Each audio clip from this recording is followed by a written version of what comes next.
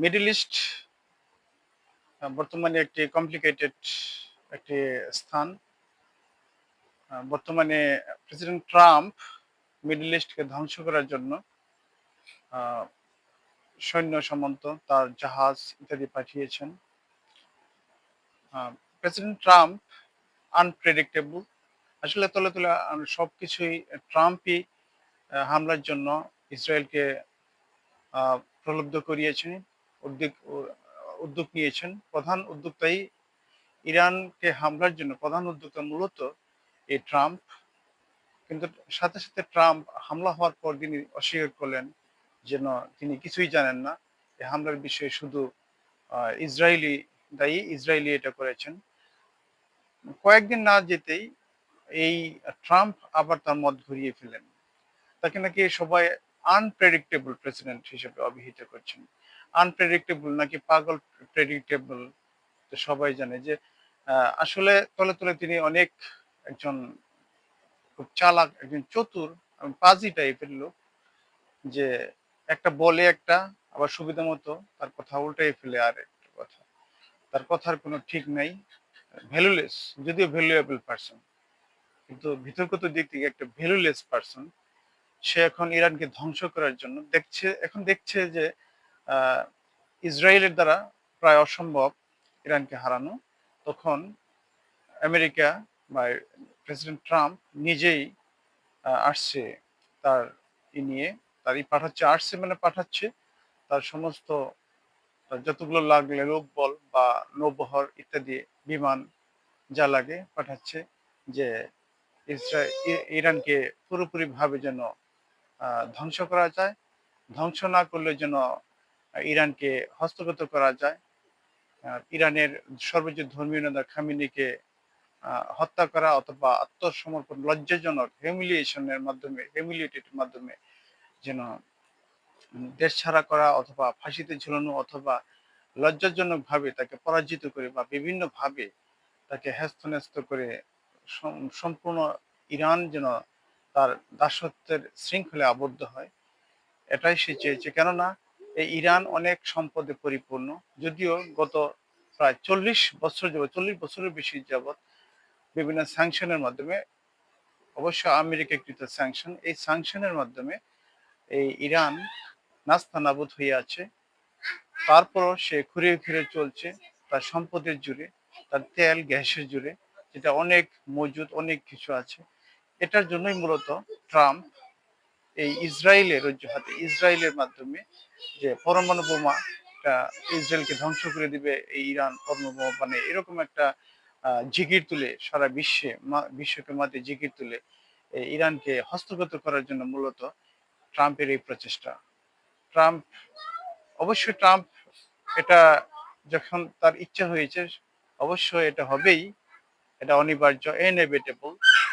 রোধ করার মতো হয়তো শক্তি নাই, থাকলেও তারা আসবে না।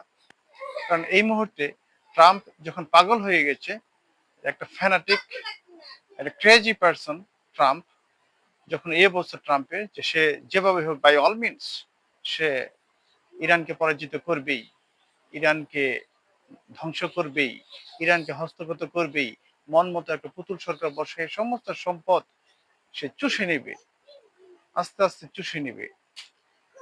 চুষে নেওয়ার জন্য এটা করবে। আর এটা যখন করবেই, তখন তখন অন্যান্য দেশ যে এখানে আসবে, চীন, চায়না, অথবা চীন, রাশিয়া বা উত্তর কোরিয়া, এরকম যে তাদের যে অ্যালাই যারা আছে, তারা মৈত্রী যারা আছে, তারা যা আসবে তা মনে হয় না। কারণ তারা যদি আসে, রাশিয়া বা চায়না এখানে যদি আসে, তাহলে একটা পৃথিবী, একটা বড় বিশ্বযুদ্ধ, থার্ড ওয়ার্ল্ড ওয়ার যেটা বলা হয়, এটা হয়ে যেতে পারে, হওয়ার সম্ভাবনা বেশি। আর এটা যদি হয়, পৃথিবী ধ্বংসের সম্ভাবনাও সম্বন্ধে। এই জন্য হয়তো বা এই সমস্ত দেশগুলো, ইরান ধ্বংস হয়ে গেলেও তাদের কিছু যায় আসে না। যদিও ইরান তাদের একই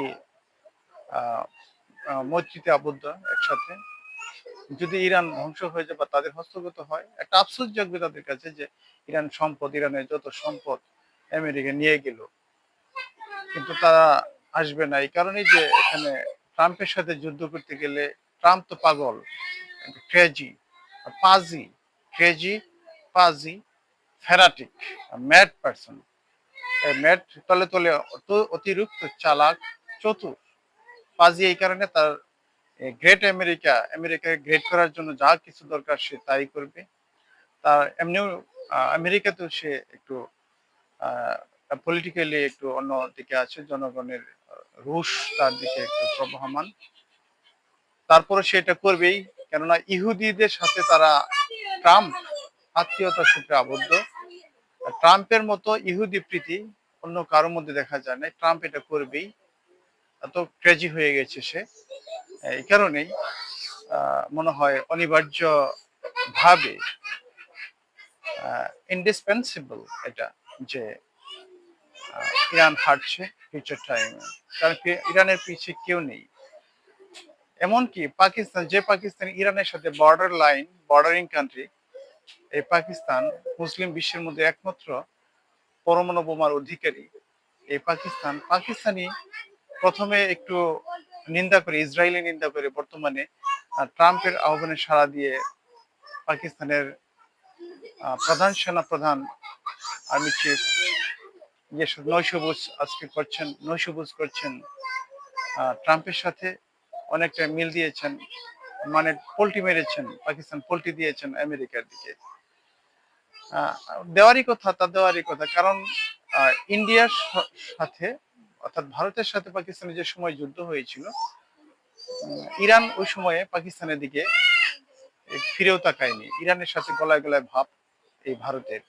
তো ভারতের সাথে যদি ইরানের গলায় গলায় ভাব হয়, ওইখানে পাকিস্তানের মরণপণ যুদ্ধে লিপ্ত, পাকিস্তানের দিকে একটু ফিরেও তাকায় না এই ইরান। আর এখন শুধু মুসলিম হওয়ার কারণেই, ইসরায়েলিদের দ্বারা, ইহুদিদের দ্বারা আক্রান্ত হওয়ার কারণেই শুধুমাত্র পাকিস্তান ইরানের পক্ষে যুদ্ধে লিপ্ত হবে, ইসরায়েলের বিরুদ্ধে ঝাঁপিয়ে পড়বে, আমেরিকার বিরুদ্ধে ঝাঁপিয়ে পড়বে। এতদিনের এলাই তাহলে কি কারণে, এতদিনের অ্যালায়েন্স যে একটা আছে, এই কারণে, হয়তোবা এই কারণেই পাকিস্তান আহ আমেরিকার দিকে। তারপর পাকিস্তান এটা উচিত ছিল না, তার নিরপেক্ষতা বজায় রাখাই উচিত ছিল। একজন বর্ডারিং কান্ট্রি হিসেবে, একটা দেশ হিসেবে তার এটা উচিত ছিল। যাই হোক, সর্বতভাবে এটা বলা যায় যে ইরান হারছে, ইরান পরাজিত হচ্ছে। অচিরেই, নিয়ার ফিউচারে দেখা যাবে। যদিও জোর গলায় খামেনি যুদ্ধ ঘোষণা করেছেন আজকে, কিন্তু এটা হয়তো টিকবে না, হালে টিকবে না। সবকিছু শেষ হয়ে, অর্থাৎ ইরান ধ্বংস হবে, খামেনিও ধ্বংস হবে। আহ, ইরানের সমস্ত সম্পদ লুণ্ঠন করে এই ইসরায়েল এবং এই ট্রাম্প, অর্থাৎ বেশিরভাগই ট্রাম্প নিয়ে যাবে। মিডল ইস্ট একে একে সমস্ত সম্পদগুলি আসলে নিয়ে যাবে তারা। এমন